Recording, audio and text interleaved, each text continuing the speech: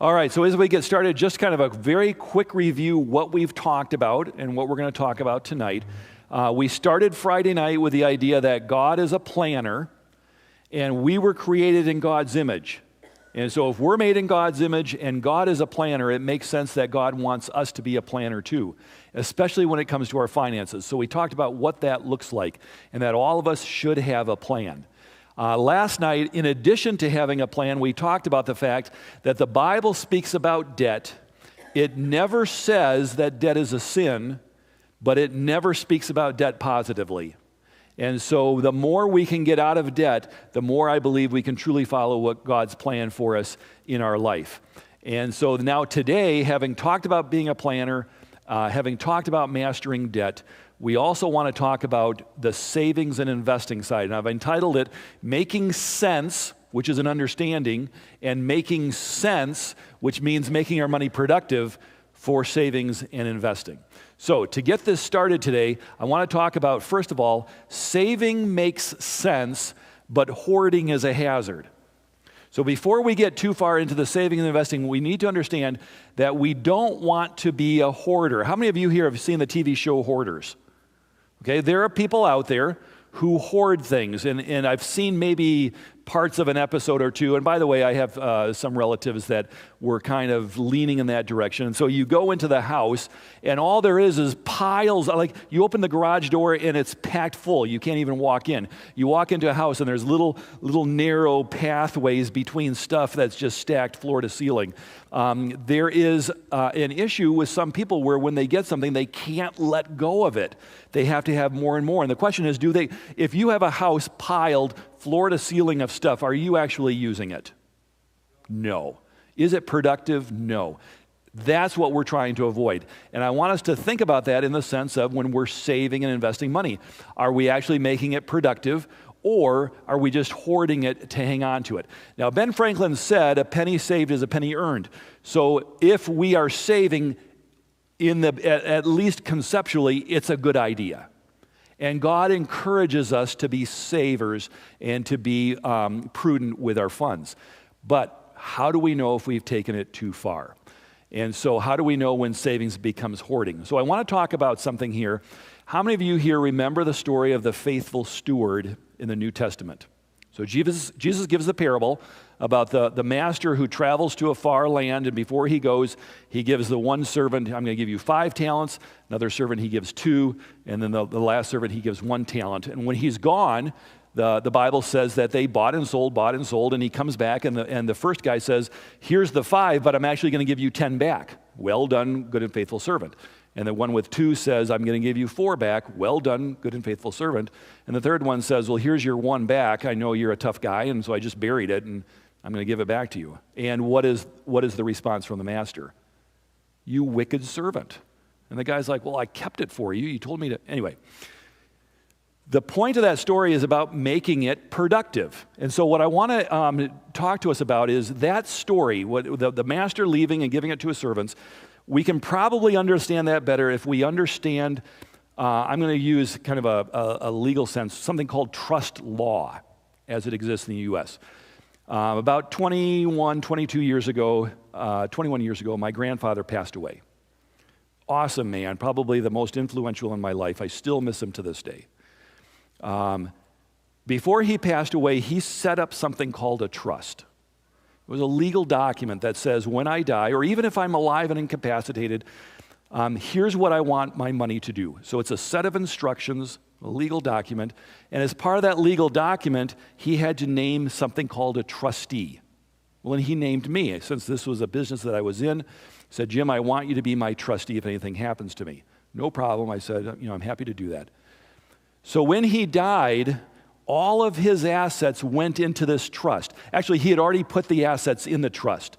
The trust became the owner. And now, let me just tell you for a minute, what's interesting about a trust is, for those of us, how many of you here own a car or own a home or have cash in your pocket? I mean, we all own something, right? When we own something, we're the owner and we get the benefit, right? If I've got $20 in my pocket, I own it and I can spend it however I want. If I have a car and I own it, if I want to drive it today, I drive it today. If I don't, I don't. As long as it's legal. I'm not talking about illegal stuff. But I am the owner and I benefit from it. Does that make sense? And we put those two together. We don't even really think about it. Like, I'd love to own that. Why? Well, then I can use it. We don't separate ownership and use. In our minds, it all goes together. But what a trust does is it separates those two things. So on one side, you have an owner, which is the trustee. But the trustee doesn't benefit. The trustee simply follows the instructions, and then there's individuals or entities that are the beneficiaries. Does that make sense? So when my grandfather said, Jim, I want you to be the trustee, I, in essence, became the owner of all that he had. But the instructions said, here's who benefits. And by the way, it was his kids. It was my mom and my two aunts. And if they had passed away, then my cousins, goes down the line. My role as the trustee was simply to be the owner and follow the instructions that he had laid out. Does that make sense to everyone? Okay. Now, what's interesting about trust law is it's not new to the U.S. All trust law in the United States is based on English common law. So you can go back hundreds and hundreds and hundreds of years ago. And by the way, it really came into formation when the knights used to leave and go on the crusades, and they had all this wealth. And so they would leave and say, to one of their, I don't know if you call it servants, but one of the people that senior people that worked for them, someone's got to take care of this, so I'm going to make you the owner while I'm gone, and I'm going to go fight the battles, and I come back, and he says, now I want you to give it back to me. It's like, no way, it's mine. You gave it to me. So English law actually set this up where you can have someone who's the owner but not actually benefiting, and so it worked out much better. But what's interesting about English common law is it was actually based on Roman law. And without going too far, the very beginnings of all this goes all the way back to ancient Egypt. But I mention that because this concept that I'm talking about where there's a owner, a legal owner, but there are others that benefit, we can trace back to Roman law. And who was in charge when Jesus was around? The Romans were. So this story is something that people understood. A master is going away to a far land. And when he goes away, he entrusts to his servants his assets. He turns it over to them, but they're not the owner. They're there to follow his instructions. And so when he comes back, they say, this is what I did. And here's why it's important. In the United States, there are half a dozen duties, legal duties of a trustee.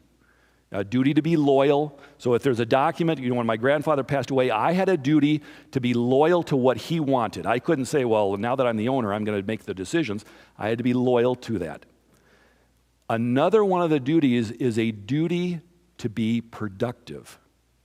As a trustee, you have a duty to take these assets and make them productive. And if this goes all the way back to Roman law, when Jesus is telling this story, the listeners understood, because they understood that the servants, when they got those assets, the 5 talents or the 2 or the 1, they knew they had to make it productive. That was their requirement. So when the master comes back and the one that has 5 says, well, I had 5 and here's 10, he says, well done, good and faithful servant. You were faithful to your duty. Does that make sense to everyone? And so the 2 is 1. And that's why he said to the 1, you wicked servant, you didn't do anything. You had an obligation to make this productive. And so I tell you all that because we're looking at how do we know when savings becomes hoarding or whatever. The answer is savings is hoarding when it is no longer productive. When we're simply holding on to it because we have our trust in the money rather than in Jesus. So sometimes we'll be talking to people, and by the way, I think I mentioned this, my job right now, my career, I'm the chief investment officer at an investment firm.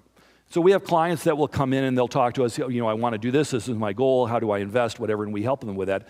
And sometimes people will say, I've got $150,000 sitting in my checking account. Okay, now we talked about, and we're going to talk a little later, it's good to have a savings fund. in an emergency fund. How productive is $150,000 sitting in a checking account that's getting almost no interest? It's not. That asset is not productive. So someone is saying, I am so worried, I'm so scared, I'm just going to hoard this.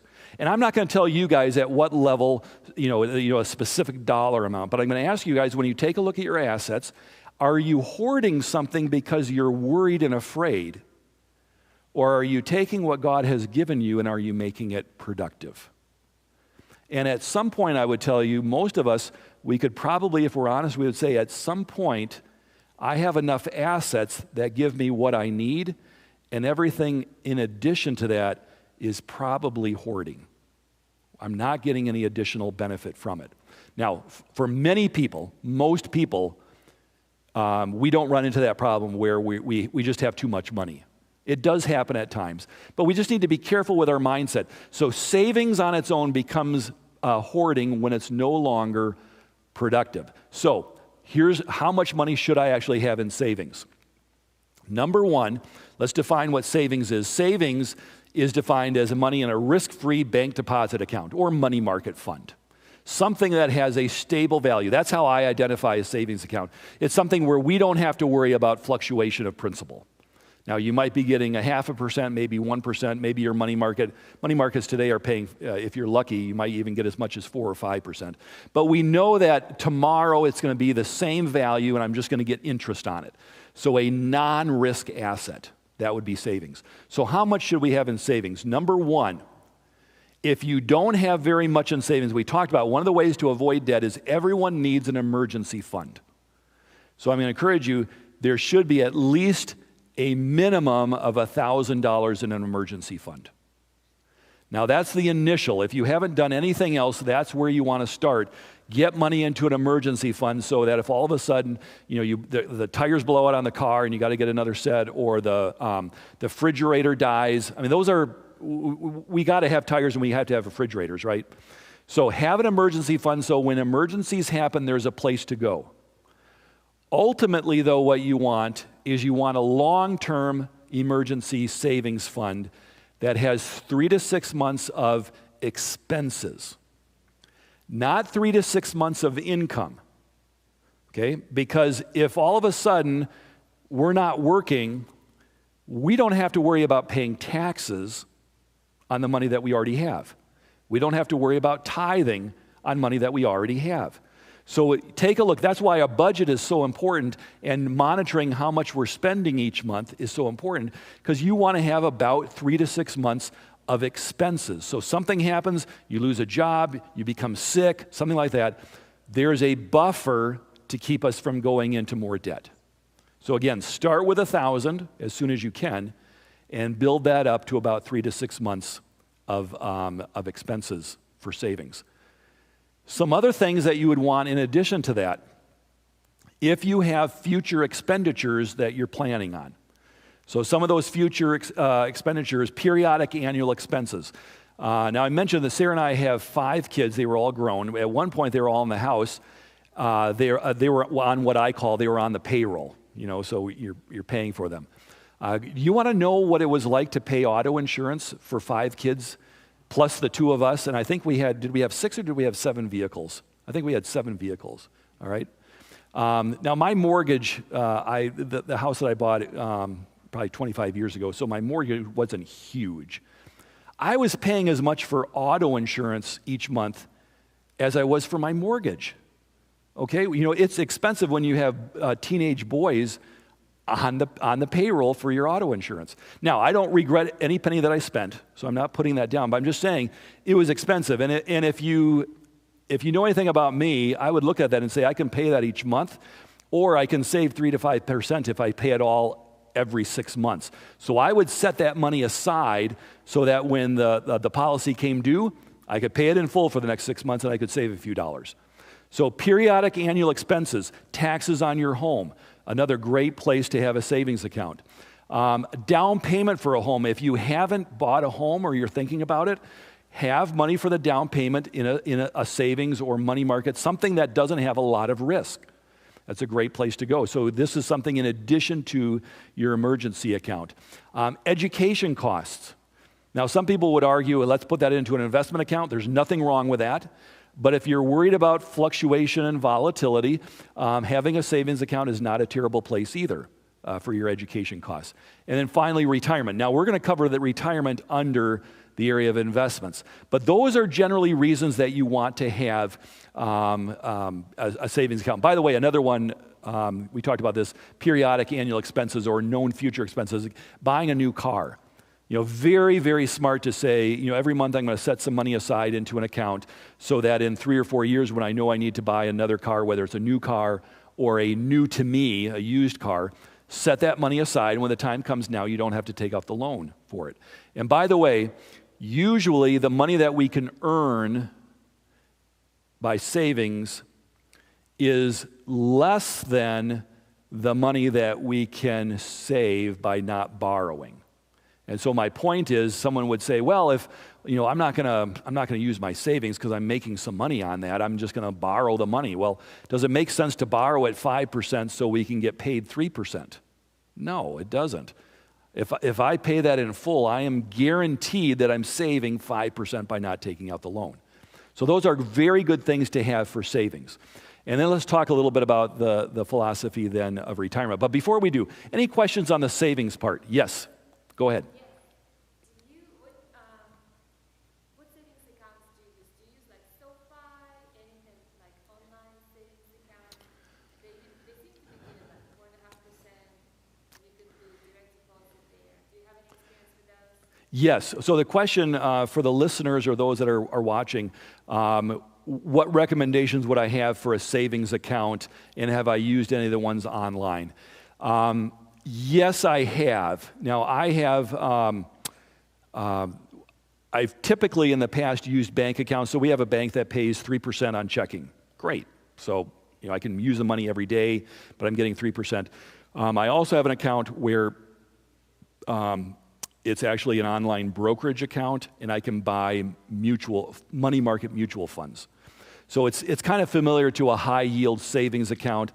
Nothing wrong with going online. You just have to remember that opposed to a bank where usually that same day you can get it out, there may be a day or two of transactions. But nothing wrong with doing something online through a high yield savings. There's a number of firms that have that. I think Ally Bank has some. Citibank had a high yield. Those are all great ideas. And so actually, I should tell you, I encourage that more than your typical, you go into your branch here and you say, I want to open as a savings account. Well, how much is the interest? We're going to give you 1/10 of 1%. Yeah, that's not really the savings that I'm talking about. Make your money productive. So opening an online account, getting 4.5, perfect. Those are great ideas. Nothing wrong with having maybe a little bit in the savings that's immediately accessible that day. But for the most part, most things don't happen where you say, if I don't have this money within 3 hours, I'm in trouble. So having a day or two for the transaction to come back perfectly makes sense. That's a great question. Another one back here.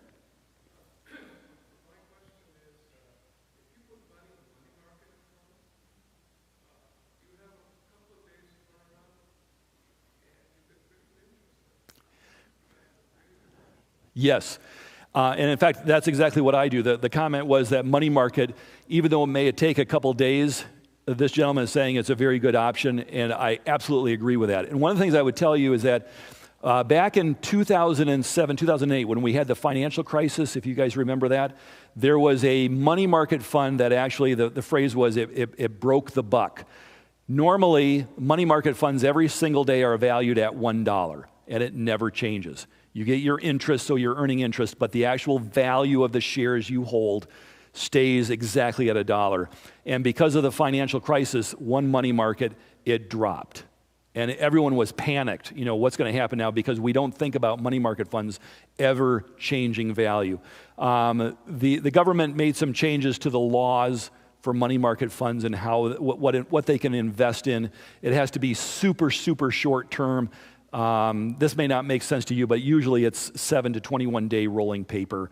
So the chances of it, they've basically eliminated the potential for money market funds to ever drop below that $1. So they become basically pretty much the same as a savings account. Go ahead.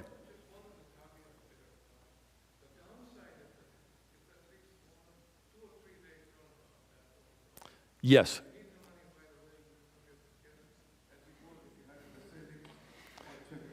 Sure, exactly. And so the caveat is that it can take 2 to 3 days to actually get that money in your hands. But that's why, again, I think the most prudent thing is to have a couple thousand in a traditional savings or checking account where you can get to any moment of the day. Most of us don't have an expenditure that we have to have within hours that's more than $1,000. In fact, I would tell you, if you're spending more than $1,000, you should at least take one day to think about it. Someone once told me, never spend $1,000 without sleeping on it for one night. So the issue of it taking several days, if this is your 3 to 6 month emergency fund, or this is money that you're saving for a down payment on a home or a future for a car, who cares that it takes a couple days to get it? Because you don't need it in a couple days. You're going to need it 6 months from now or 2 years from now. So use that money and make it as productive as possible. Now, did you have a question as well? Okay.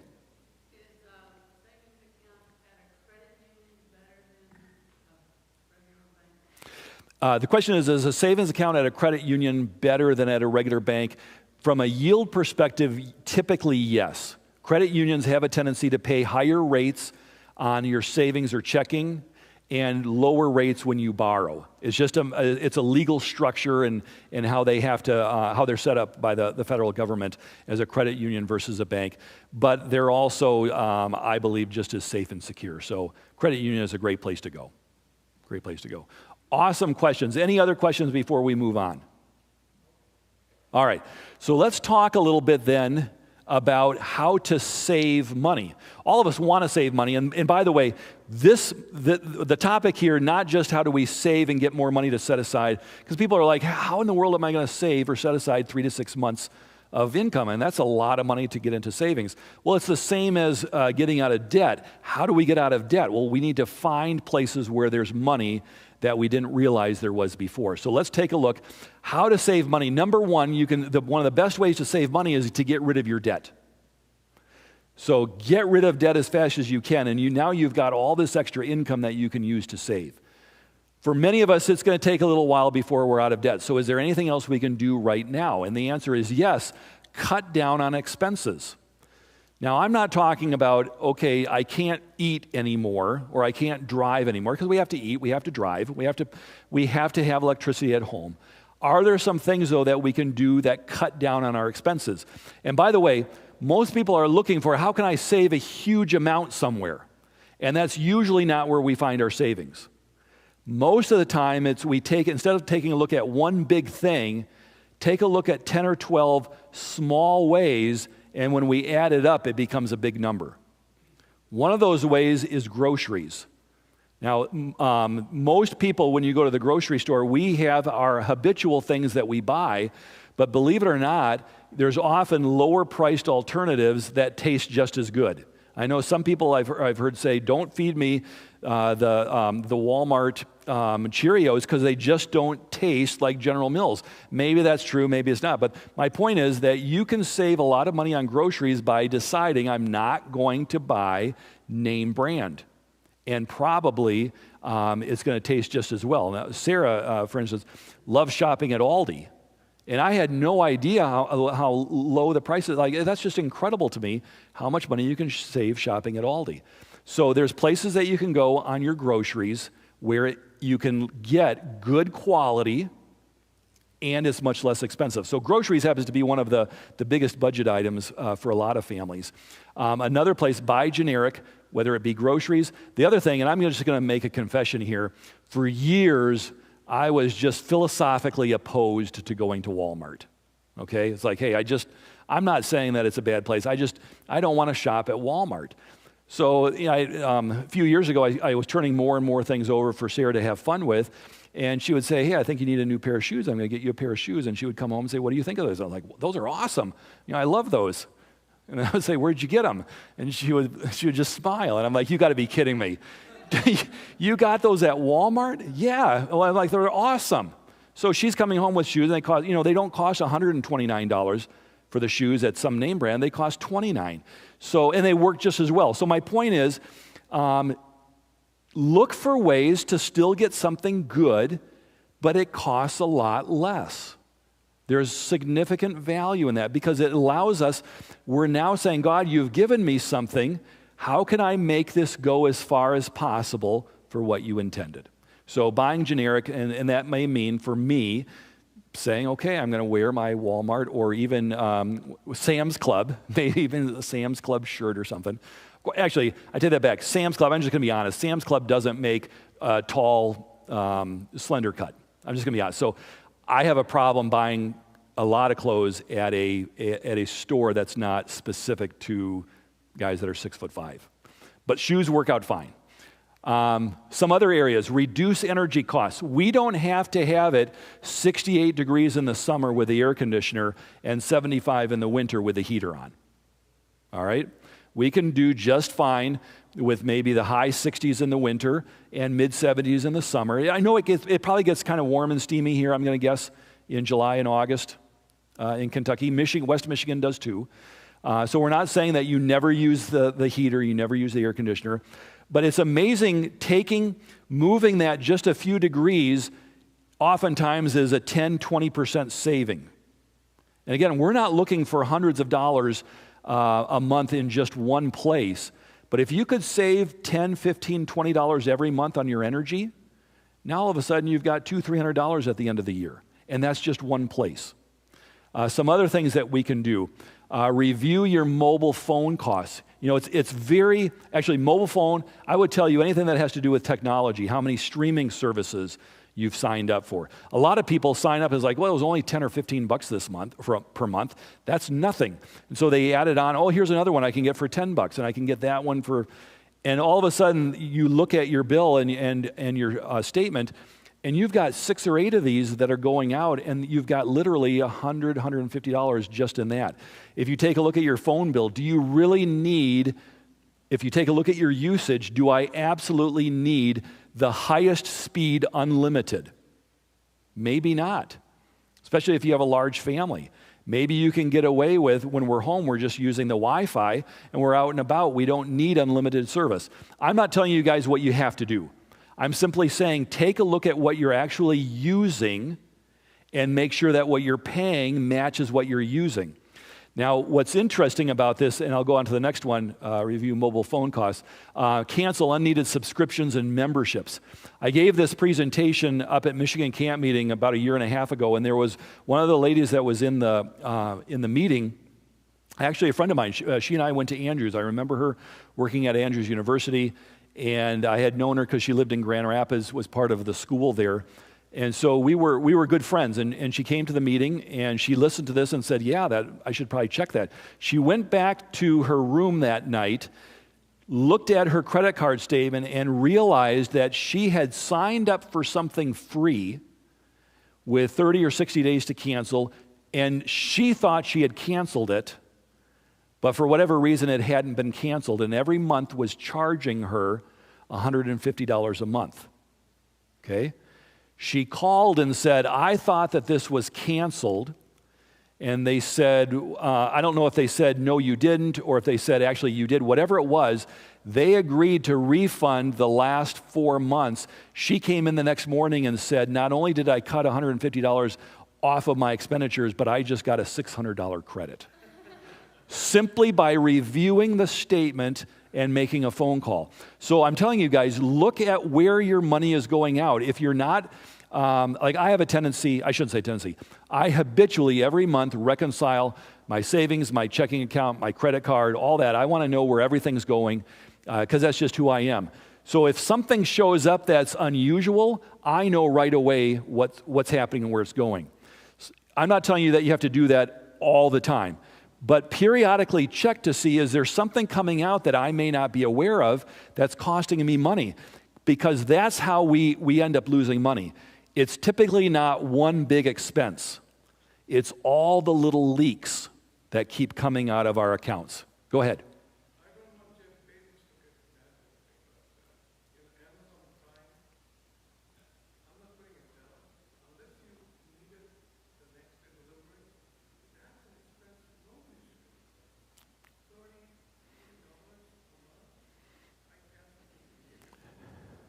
Sure. Sure.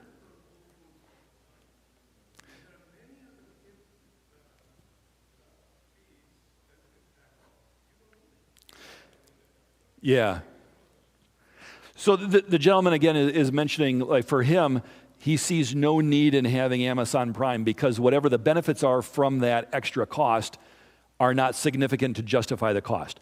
Many of us, that would probably be the same. There may be people here who are like, no, actually, the benefit is substantial enough for me to use it. Okay, that's fine, because that goes back then again to the fact that we're using our money and it is productive. We're getting more than what we're paying back to us in value. So if and to your point, if you're looking at that and saying, I'm not really getting the value, cancel the subscription. If you're looking at your streaming services, am I really using 7 different streaming services? Probably not. Cancel some of those. Again, I'm not telling you that we can't have any of them, but find what's productive and eliminate the rest. And you'll be amazed at how this adds up. And all of a sudden now you have literally hundreds of dollars each month in extra funds that you can use either to set up your savings or to pay down debt. And then the last one here, do it yourself whenever possible. Now, some people, and I'm gonna bet that probably in this whole audience, David, you're gonna be the most experienced. And when it comes to construction, you can probably do just about anything. Am I right? I'm just based on the conversation last night, and you would tell me yes, right? As his wife, absolutely. If there's something that we can do ourselves, in the old days, I used to change the oil on my car. It's a little bit harder now, and with technology. But the point is, are there things that we can do around the house that we don't have to hire someone else to do? Do it yourself, especially meals. It's expensive to go out to a restaurant just to have a decent meal when you go out there. Sarah loves to go to breakfast if she's going to go out for a meal. So periodically we'll go out for breakfast. I love doing it, but I'm going to be honest. By the time you walk out, you've spent $30, $35 for breakfast, and it probably would have cost $3 if we made it at home. Now, it's worth every penny because we're on a date. Is that fair? Like, I'm not telling you guys you can't ever do something that is enjoyable. But my point is, should I be going out to breakfast every single morning? No, I've got a wonderful wife that knows how to make a great meal. Let's do it ourselves and let's do it at home. So whenever we can do it yourself, that saves money, that allows us to set money into savings or to pay off debt. And so take a look at where your expenditures are going and say, number 1, can I do it myself? Number 2, do I really need it? And if not, start trimming out those expenses. Any questions on this? Okay, let's... Is that too personal if I ask you how much money you spend for the 2 meals on groceries each month? That would be, the question is, how much do we spend each month on groceries? I would have to turn that over to Sarah. I don't really keep track of it. I know I do. When we had all the kids at home, I was a lot more frugal just to make the money go further. And now I'm probably not as conscientious about what we spend. Like, I used to never buy fresh strawberries if they weren't in season because it was so expensive. But now it's just the 2 of us. If we want strawberries, I buy it. So I don't know that I can say, well, I budget $200 a week or $75 a week. But definitely when the kids were all home, I was a lot more conscientious about how I spent the money. Yeah. All right, good question, though. And again, it's different for everybody. Yeah. If you're buying a generic food or if you're eating organic or whatever, you may have some special needs in your family dietary, and that can get pretty expensive too. So I think every family is different. So what we spend, I don't know if I could say that, well, you need to spend the same amount too. Yeah. All right, so let's talk a little bit about investing. And did that help as much as possible answer your question? Okay, good. So let's shift gears from the idea of how do we save money and set aside, and let's move into the other phase, which is the investing side. Now, a lot of times, I've got this up here, investing isn't gambling and gambling isn't investing. Because a lot of times people will say, hey, if you're investing, that's like gambling. And I want to explain here in a couple minutes why I don't believe that is true. But we do want to talk a little bit about investing. And let's start with this. First of all, what is investing versus saving? Because is there a difference? And I believe that there is. Savings means putting money aside for later use in a safe place like a bank account or money market, something where we don't have to worry about fluctuations in the value. All right? Now, there's a trade-off for that, and the trade-off is usually over time you make a lot less in a savings account or a money market than you do investing. Now, that's not a bad thing because I would much rather at times have that money be secure. If I'm trying to save for a down payment, I don't want to put that at risk. Even if I could theoretically make more money, I don't want the risk. So it's more valuable for me to have the safety than the highest return. But there are times where we want to take a look at investing, and investing means taking some risk and buying assets that will ideally increase in value and provide you with more money than you put in over the long term. So the goal here is not just incremental growth along with safety. It is how do we maximize growth and do it prudently. Now, again, at times people are like, I don't know if I should be doing that. When I was getting ready to graduate from college, someone made the point, I don't think that, as Christians we should do that because that's gambling. And here's what I want to go back to the story of the wise servants, the master and the servants with the talents. When the master left, the instructions were implied in the story that they needed to make those assets productive. And so they did. They bought and sold. They would buy something, they would sell it at a profit. They would buy something else, they would sell it at a profit.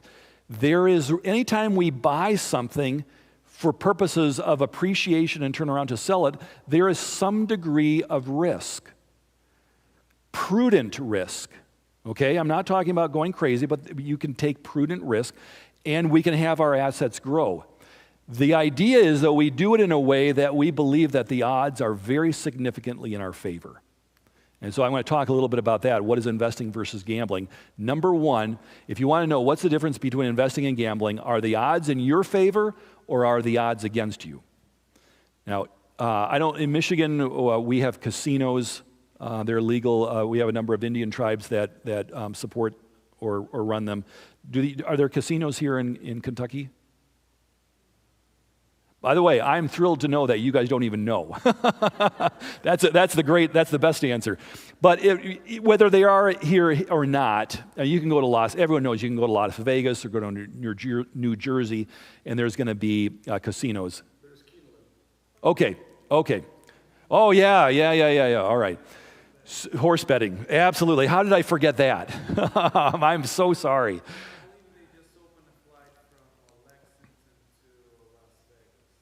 Okay, so now there's a direct flight from Lexington to Las Vegas. If horse betting isn't enough, you can now go straight. Here's what I'm going to tell you about any type of betting. Two people, let's say the entire bet is just two people. One person bets one way and one person bets the other way. I'm going to bet $50 that I win. The other person says, I'm going to bet $50 that I win. There's now $100 in the pot, right? Someone wins, but the winner is not going to get $100. You want to know why? The casino has to have their cut. So let's say they take $10. I'm just using that as an example. So $100 goes in, 10 stays, and only 90 comes back. On average, everyone loses when you gamble. On average. It is impossible on a net basis to have a gain across the spectrum. So the odds are very much against you, not only because so few people win, but even those that win, if you add it all up, less money comes out than what goes in. So that's a terrible way to put your money to work because the odds are clearly against you. When we talk about investing in the stock market, in the bond market, in mutual funds, et cetera, the odds are significantly in your favor. They're not guaranteed, but they are in your favor. And that's why I tell people it is very prudent to say, if I'm saving for retirement and I've got 20, 30, 40 years before I'm going to use it, or even at the beginning of retirement, because most of us are going to live 20 years through retirement. If there's fluctuation, that really is the most risk in investing is that there's simply fluctuation. It goes up and down. That fluctuation, I tell people, most of us are not going to need all that money tomorrow. Most of us are not going to need all that money this year. We may not need it again for 10, 20, 30 years. We can ride through those ups and downs and let that volatility work to our benefit. And so again, we're putting the odds in our favor. So are the odds in your favor or are they against you? Number one. Number two, investing versus gambling, do you pay the cost first with the benefits or the rewards later? Or are you attempting to get the rewards now and push the cost to later? To me, one of the clearest ways to identify if something is a gamble or an investment is if it costs me something today and I plan to get the benefit down the road, to me that is an investment. All right? How many of us believe that accepting Jesus in our life is an investment that's going to pay huge dividends? Amen, right? Absolutely. Does it cost us today? Jesus said, if you're going to be my disciple, count the cost.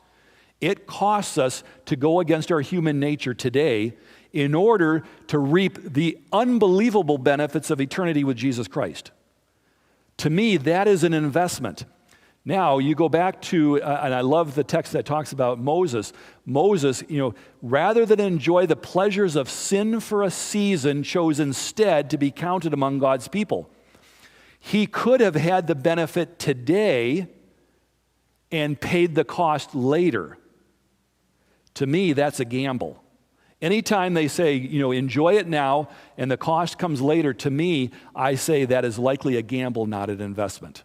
In investment, we pay the cost today, we get the benefit later on, much more significant than what the cost was. Go ahead.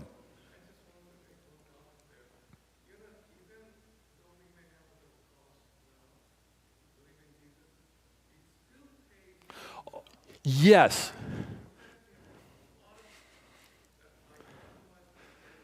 Yes.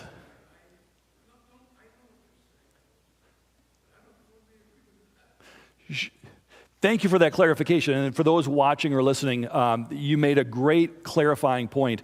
Even though we're paying the cost today for accepting Jesus and following him, there are numerous benefits today as well.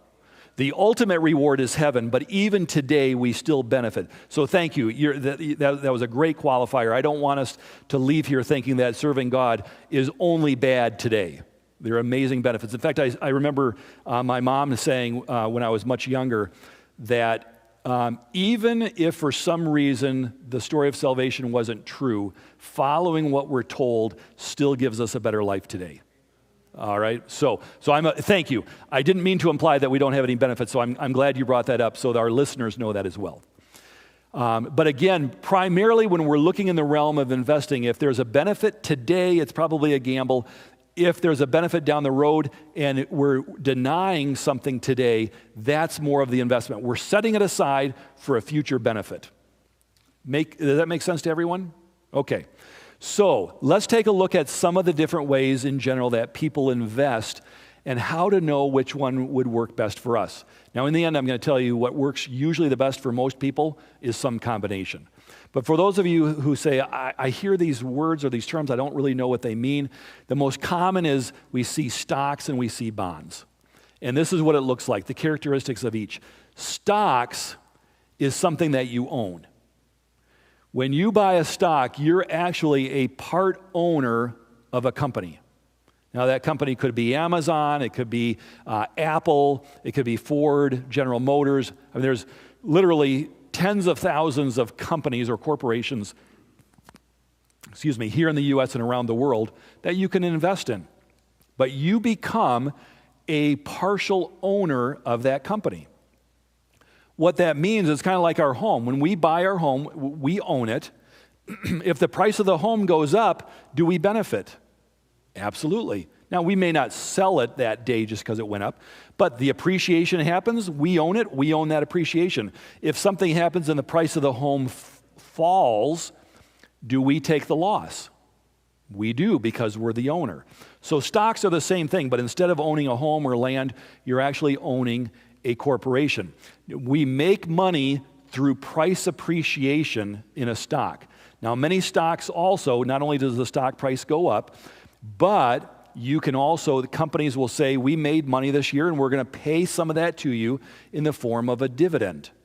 It's kind of like, it's not really interest, but you get a dividend payment every quarter from the company that says, you're part owner, we had profits, we're distributing the profits to our owners and you're one of them. So the prices of the stocks go up for appreciation. I mean, they can go down, but over time, in general, they go up. And you can get dividends that are a payback of the earnings. There's an infinite time period. You can buy a stock today and sell it tomorrow. You can buy a stock today and you can own it for 100 years. There's nothing that says there's a specific start date or end date. So it's really indefinite.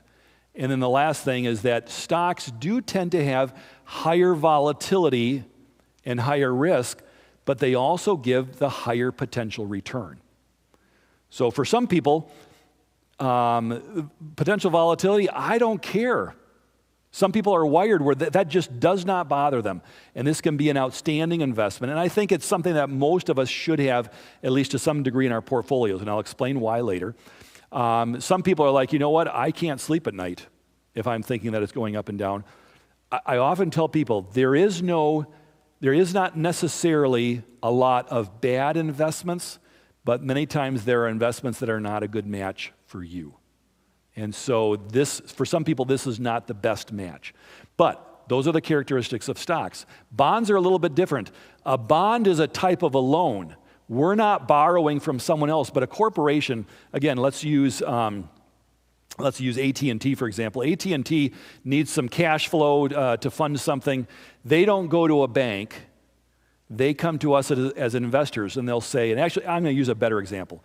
The U.S. federal government. How many of you recognize that the U.S. federal government borrows money? Okay, they borrow a lot of money. And they borrow it through something called treasury bonds or treasury notes. The most common that's followed is a 10-year treasury note. So the government says, hey, we need funding, so we're going to come and we're going to offer to you, the investor, a 10-year treasury bond or note. And we're going to pay, as of Friday, we'll pay you 4.25%. It's actually a little higher. We'll give you 4.25% for 10 years, and at the end of the 10 years, we're going to give you all your money back. All right? So what we know is we're making money here. We paid for it. Let's say we said, I'm going to give you $10,000. Great. Paid $10,000. At the end of 10 years, they're going to give us $10,000 back. And in between now and the 10 years, I'm trying to remember if treasuries are every quarter or every 6 months, you're going to get an interest payment. And it's going to be the equivalent of about 4.25%. So we're making money through receiving interest payments, and there's a definite time period. There's a start date and there's an end date. And when it ends, then you can decide, what do I want to do going forward? Because of that, there tends to be lower volatility and risk along with lower potential returns. So one of the things you're going to find in the investment world is that higher returns and higher risk go together, and lower returns and lower risk go together. We are paid to stomach risk or volatility. And again, for most investments, it's not loss as much as it is the variability. You know, one year you're up 20%, the next year you're down 5 or 10%, then you're up 13. It goes all over the board. So lower volatility and lower risk with lower potential returns with bonds, higher volatility, higher risk, and higher potential returns with stocks. Does that kind of make sense? Okay. So how do we look at investing then? Some principles of investing. Knowing all this, what are some things that we should look at that work over time? Number one, when we're looking at investing, we want something called the power of compounding. What happens is if you have $1 and you get interest, let's say you made 10%. At the end of the next year, you now have $1.10. So you made 10 cents. Let's use $100. I like that better.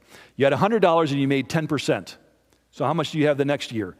You now have $110. And if you make 10%, how much earnings do you make now that year? You're making $11 because you're making 10% on your original 100 plus the 10 that you made before. So now you're up to 121. The next year, how much do you make? 10%. Now you're making $12.10. So you see the power of compounding? By the way, if you want to understand how dramatic this is with big numbers, there's a story about some guy, this is way back, hundreds, maybe thousands of years, and he went and talked to the king about something, and he gave him some incredibly wise or sage advice, if I remember the story right. And the king said, what do you want me to pay you for that? And he said, I'd like to you to give me a kernel of corn. I'd take a chessboard. I want one kernel of corn on the first square, and then I want you to double it each time. The king was like, are you kidding me? Because the idea was, sure, you're going to get done in maybe 1,000 kernels. Like, that's nothing.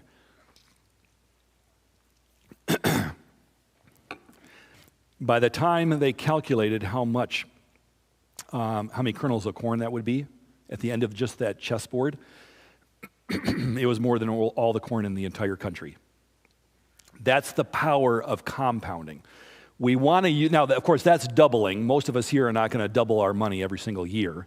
But even at 5 or 10%, compounding makes a difference. So we want to use that power to benefit the assets that we have. And if you take a look here, you may not be able to see this. It's a little bit small. I'll come over here. But here's what I'm going to tell you. If you look at the bottom line here, can you see that that's kind of a straight line? Can you guys see that?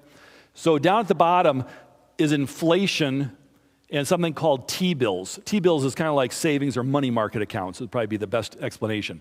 If you had $10,000 over 30 years, that $10,000 in inflation would have grown to $21,000. In other words, we would need, after inflation for 30 years, we would need $21,000 to buy exactly what we could buy with $10,000 30 years earlier. That's how inflation eats away. And we all know that because, if you go to buy groceries today, it's unbelievable compared to what it was just 3-4 years ago. So most people understand inflation. If we invest in money market funds, which is a proxy for T-bills, that $10,000 only grew to $20,000. So we could say, hey, in 30 years, I doubled my money. Great. But it didn't even keep up with our costs. So the power of compounding at a low rate is not as significant. Now we've got corporate bonds. That went from $10,000 to $60,000. That's more significant. But look what happens if you're willing to go through the ups and downs. We have large stocks and small stocks, 182 or 210,000. So going from 10,000 to almost, on average, 200,000. Compared to going from 10,000 to 30 or 50 or 60. That's the power of compounding with larger numbers. And also it talks about, by the way, if you're in the stock market, what you get just in price return over the last 30 years, the S&P 500, which is a broad measure of the stock market, $10,000 would have grown to I'm going to average this, 120,000 over the 30 years. But if you put those, not only did the price go up, but if you took those dividends and reinvested them, the power of compounding, instead of 120,000, it's more like 210. So there's power in using compounding to our benefit. And so I encourage people, use that to our advantage. Have the money work for us. For a long time, we're working for our money. Once we get it, let the money work for us. Go ahead, Sarah. I don't know if you're going to touch on this or not. One of the things that we have talked about with our kids is starting early. Yes.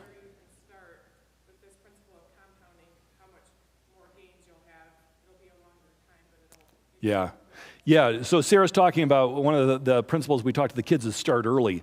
And Bradley in particular, our oldest, he kind of embarrasses me compared to what I didn't do at his age because he's really into it. But here's what I'm going to tell you. If someone is 18 years old and they set aside $2,000 a year for 8 years, so 18 to 26, and then they stopped, and they just let that grow for the next 40-some years to age 65. At, I think, 8% interest, I think it equals $1 million. Okay? If you start when you're 26, you put $2,000 a year until you're age 65, and you have $1 million. So the idea of starting early, now most of us here, unfortunately, aren't 18, right? But I'm a year younger today than I will be next year. And so anything that I can do today is beneficial to start now rather than waiting a year or two. Go ahead.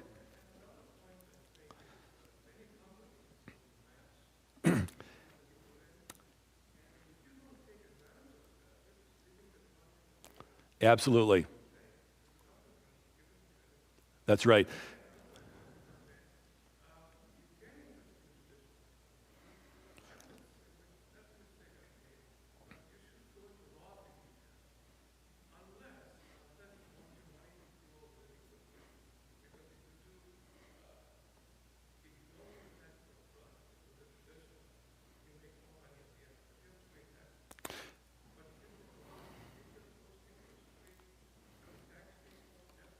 Right.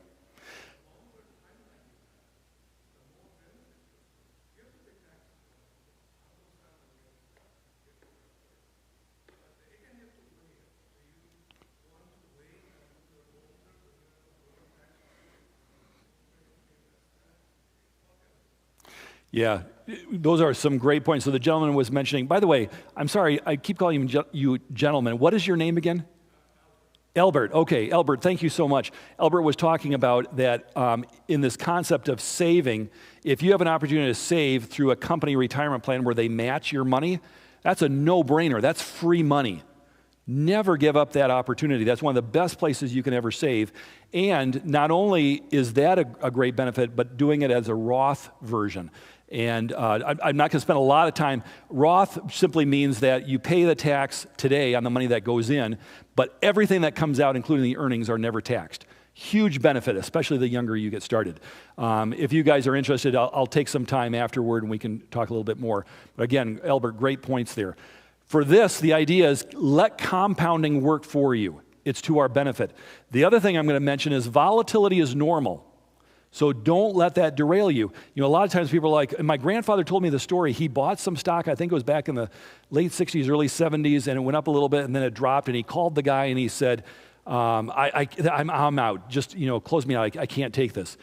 And I remember him telling me this. He had already retired and I was either in college, a little older, and he just shook his head. He said, Jim, if I had just left that in, it would have been fine, but I panicked. If you take a look here, you're going to see those red dots and numbers. The numbers aren't important. If you look at that, all of those red dots, almost every single year, there's a red dot that's significantly below that zero line. Almost every year, the stock market is down at some point. It has dropped significantly. How many years is it actually down for the year? Much fewer. Now, it does happen. I'm not telling you that it ever happens. But the idea is the fact that there's volatility, don't let that scare you. It's normal. And in fact, the other thing I tell people is not only is it normal, the more you look at your accounts, if they're in stocks especially, the more you look at your accounts, the more volatile it is. How many here are worried about the volatility in your home? Almost no one is. You don't want to know why? Because we don't get statements on it. The fact is, the price of our home goes up and down. If we were really tracking it, it's almost impossible to track it every day, but if we could, we would see it going up and down every day, but we never see that. We buy it and 20 years later we sell it. Oh, yeah, I made money. That's awesome. There's no volatility. The less you look at your accounts, the less volatility there is. And so if you look at that slide behind me, you'll see the green line. There's a tremendous potential upside for stocks in any given year, but there's also a significant downside. But if you look at it not on a 1 year, but a 3 or 5 or 10 or 20 year, you see that those numbers get much closer. On average, over 5 or 10 years, the stock market almost always makes money. So don't worry about the volatility short term. Look at it in a long-term perspective. And then the last thing I'll mention on this, did you have a question, Pastor? I was going to say, it's kind of like a roller coaster. When it goes down, don't get off. Yeah, that's right.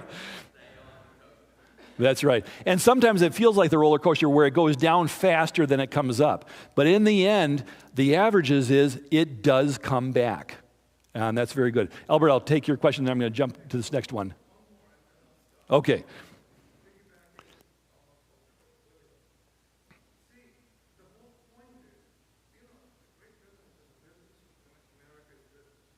Right.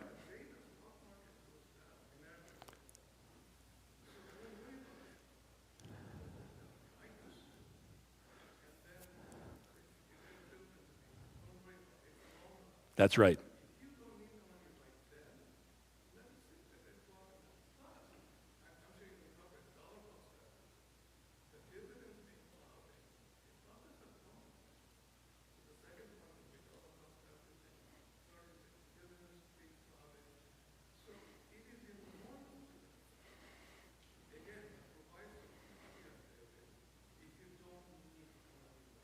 Right.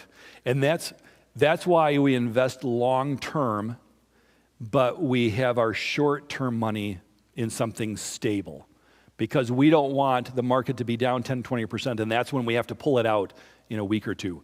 So yeah, I don't have a slide on dollar cost averaging, but it's a tremendous concept. I tried to keep it a little more abbreviated, but I almost wish that I had now. The one thing I do want to point out is that you don't, as investors, we don't have to put all our money in just one investment.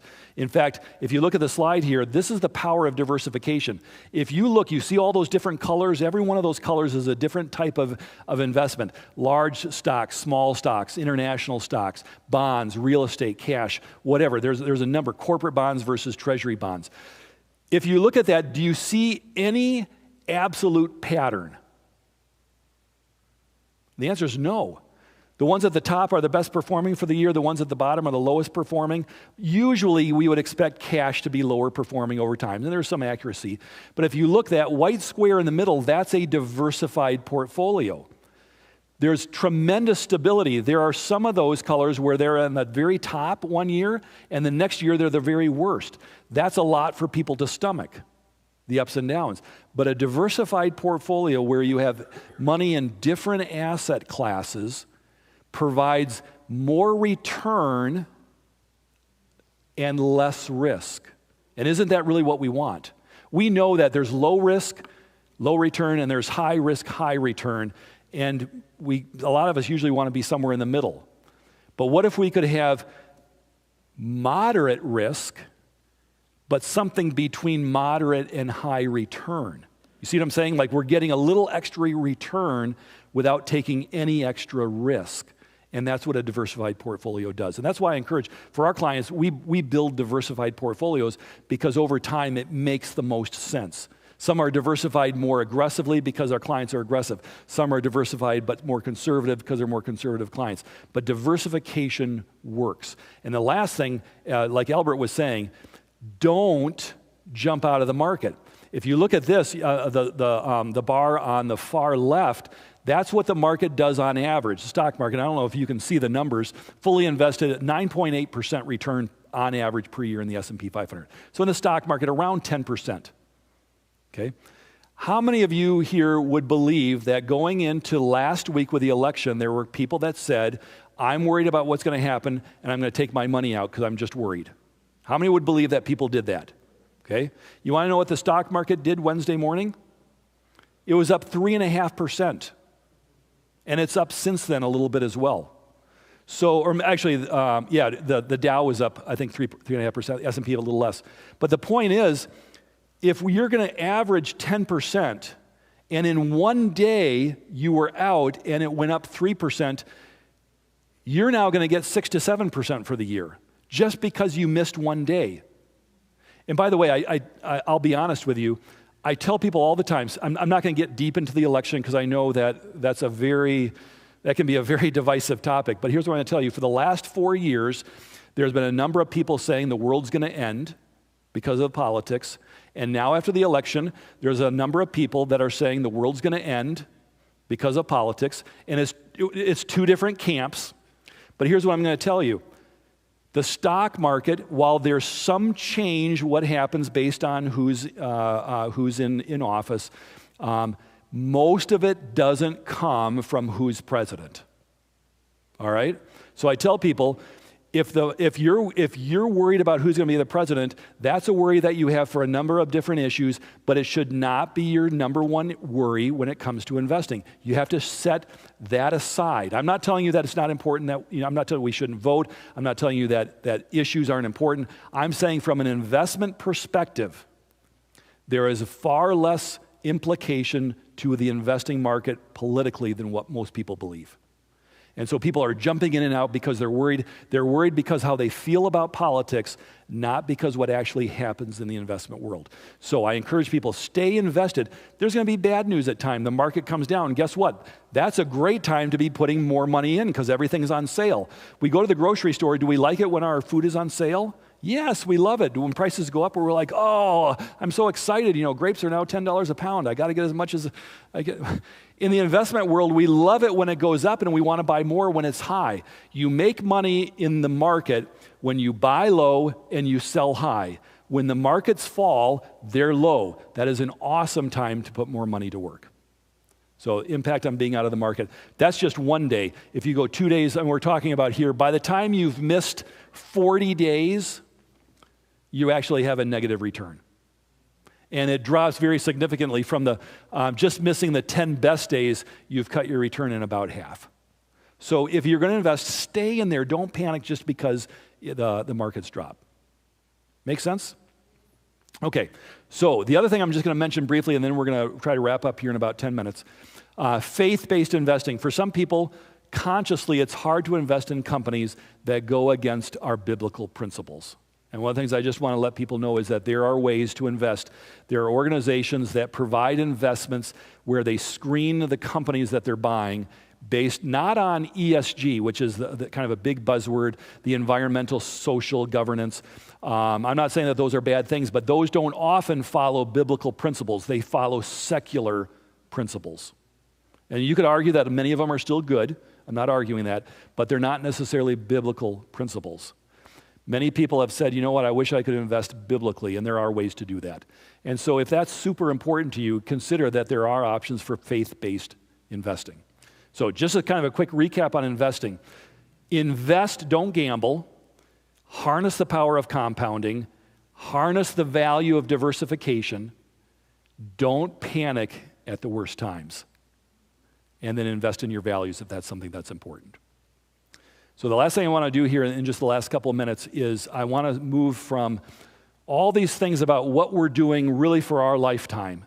And I want to talk for just a couple of minutes about leaving a legacy and how important that is. And I'm going to go back to the Bible as we start this. In the book of 2 Kings, it says, in those days, Hezekiah was sick and near death. And Isaiah the prophet, the son of Amos, went to him and said to him, thus says the Lord, set your house in order, for you shall die and not live. And so what the Bible says is that as we come towards the end of our life, especially, and maybe even before then, we want to have things in order in case something happens to us. The Bible sets a principle that before we die, we need to set our house in order. What's going to happen after I die? And so that's important to us because we want to talk about how do we, when that time comes and we pass away, and we're either, one of two things are going to happen. Either Jesus comes or we die. We don't live forever, at least not on this earth. We want to live for eternity with Jesus.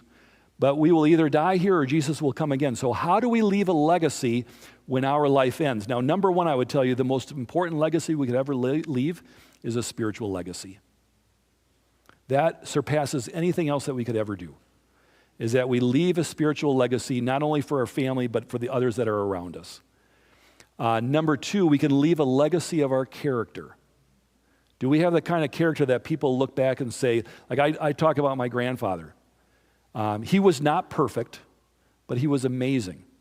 When I was a kid, I thought we used to, I know I'm digressing a little bit, we called him Mean Grandpa. I mean, he was stern. This guy grew up in the Depression, he served in World War II, and it was no nonsense. Well, when I got older, I started to realize that what seemed like sternness on the outside was a discipline for always doing what was right and wanting to instill that into his kids and his grandkids. And I found he had the kindest, biggest heart of any man that I ever know.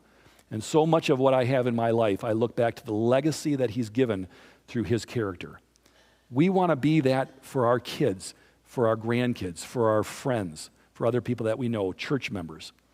Leave a legacy is important because there are some people who don't leave a good legacy. We're aware that there's people that leave a legacy of pain and suffering. We don't want to do that. When we're interacting with our family and our friends, let's leave a legacy of love. And then the last one here, a financial legacy. The Bible talks about leaving a legacy financially. And it says this in Proverbs, a good man leaves an inheritance to his children's children, and the wealth of the sinner is stored up for the righteous. The Bible says that a good man, before he dies, is prepared to leave a legacy for not just his children, but his children's children, grandchildren. Now, that doesn't mean that as we're looking at that, everything that we have has to go to our kids. In fact, I would argue that that's probably one of the worst things we can do, is give everything to our kids. But there should be something. Our kids should know that when we pass away, we will have remembered them to some extent. Now, one of the richest men in the world, which is Warren Buffett, he's going to leave some of his money to his kids, enough that that life will be comfortable, but not so much that they won't ever have to. It will never be so much that they will never have to do anything. Okay, makes sense. He's one of the wealthiest men in the world. His kids would never have to even think about working if he left everything. But he's going to leave them some, but they're still going to have to work, and I think that's a good balance. But here's what I want to encourage us. In addition, though, to what we leave to our kids, which I think is important, and it should be some, the Bible also gives us a very important principle. There's a biblical principle of ownership. And I want to go back to the very beginning in Genesis. Back in Genesis 2, it says this. It says, then the Lord formed the man from the ground and breathed into his nostrils the breath of life, and man became a living person. So I want you to understand that in the beginning, God's created the world's everything, and he kneels down, and in the dust he forms with his hands. By the way, what an intimate picture. God didn't just speak us into existence. God made us with his hands, formed us from the dust, and then he breathed into the nostrils the breath of life. And the dust or the dirt plus the breath put together became a living soul. Does that make sense? So that's how we're created. Now, the reason I mention that is because we see the reverse of this, and this is found in Ecclesiastes. It says, and the dust, when we die, the dust returns to the earth from where it once was, and the life breath returns to God who gave it. So do you see the reverse happening? God kneels down and he forms the dust or the dirt with his hands. He breathes the life breath into it, and we become a living soul. We die. The body, the physical part goes back into the ground. The life breath, not the life, it's not consciousness, we know that, but that life force, that life breath goes back to God. In other words, what God gives when we die returns to him. Do you see that concept? All right. Now, here's what I want to take this, and you may be smart enough to already see this. This is Solomon. When Solomon dedicates the temple, he prays a prayer. Remember the story? You know, David wanted to build it, and God said, I'm sorry, you can't do that, but I'll let your son Solomon. David gathers all the supplies. Solomon builds the whole thing, and then he says this, but who am I? He's giving this dedicatory prayer, and he says, but who am I and who are my people that we should be able to offer, I get choked up reading this, offer as generously as this, for all things come from you, and from your hand we have given to you. In other words, there's a recognition that they've built this temple and they're dedicated to God, but Solomon's saying, who are we to give this to you? Because everything that we have has come from you in the beginning. And so if the principle is that God forms us with his hands, breathes the breath, when we die, the dirt returns and the breath returns to God, wouldn't it make sense that while we're alive, as God has blessed us with our wealth, that when we die, some of that returns back to God? Wouldn't that follow the concept of what we're talking about here? I believe with all my heart that it does. And so when we're thinking about the legacy that we leave behind, biblically, we want to include our children and our children's children. We've read that's a biblical promise. I would encourage us to think very seriously that when we pass away, that our legacy is that we return back to God as well what he has given to us. And I want to encourage us as we're thinking about what happens when we die to look at the process of planned giving. And we don't have a mechanism where we specifically write a check and the mail service delivers it to heaven, right? But God has instituted his church as the mechanism through which we give to him.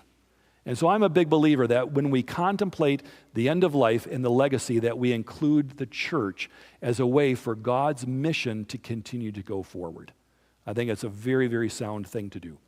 Now, I'm going to take the last 3 or 4 minutes here and wrap up, and then I'll ask a couple questions.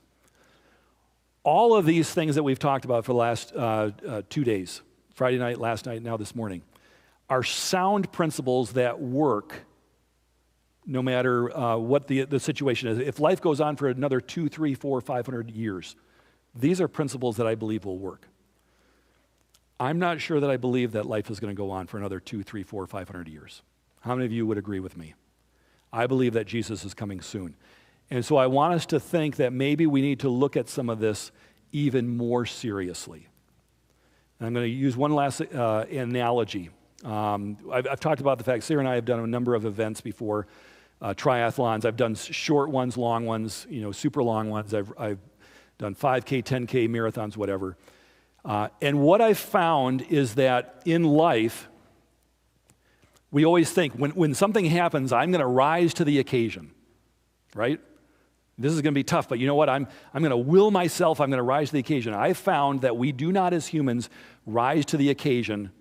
We fall to the level of our training or our habits.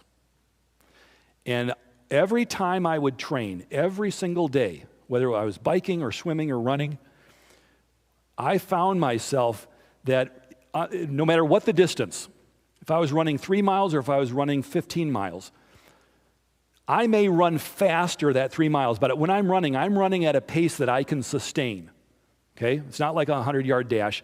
You're running at a pace that I believe I can sustain throughout this. But when I get towards the end, I don't want to cross the line with extra energy still remaining. Is that fair? Like when I cross the line, I want to know I used it all up. I left it all on the field.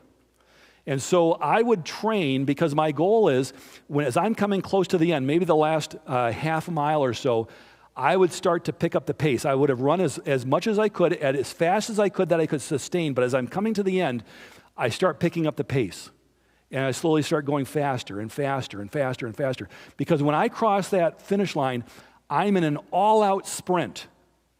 And in fact, I'm running so fast, I don't think I can even run anymore. And the last step may be just, this is all I had, and I'm crossing the finish line. And then, your momentum carries you and you slow down. I train like that every single time I go out because that's how I want to run the race. And I remember doing a triathlon. I think it was the one down in Kalamazoo. So it was the sprint. And one of the interesting things, any of these races, they always have markers. You always know exactly where you are. And when I'm training, I always know where I am. I've got my watch. I know exactly how many miles I've done, how much time. So I was running this race, and I came to the last marker. And I knew that there was no more markers before the finish line, and I knew approximately how far it was. And just past that marker, there was an aid station. So they were handing out, drinks if you needed it, or food or whatever. And I remember the guy saying, as I grabbed that last little quick drink of water, he said, "Keep it up, you're doing great." He said, "The finish line is just ahead, and if you listen, you can hear it." And I knew, based on how much more to run, that this was the time that I needed to pick up the pace. Because I only had a little bit of distance before the line was finished, and if I didn't start accelerating now, I wouldn't use it all up. I will have wasted some of that energy. Here's what I want to tell you, friends. My Bible tells me that there are no more markers before Jesus comes. All of the prophecies have been fulfilled. And if we listen to what's going on in this world, we can hear the finish line. And I'm wondering if it's time for us to start moving faster, even if we think it's unsustainable. Now, this is something that has to be personal to every single person. This is between you and God. But I'm wondering if the things that we talk about in principle we should be doing even more. If maybe it's time for us to be even more radically aggressive in getting rid of debt. If Jesus is about to come, that it's time for us to really get serious about bringing our debt down. If Jesus is coming again and we're giving to his church, can we start giving more? Because at some point, it's too late to start.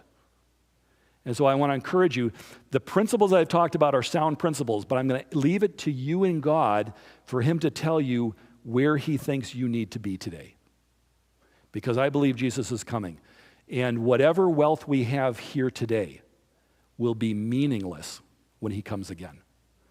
I think it's time for us to get our life prepared. I think it's time for us to get our financial life in order. I think it's most important that we make sure that we are connected to Jesus Christ.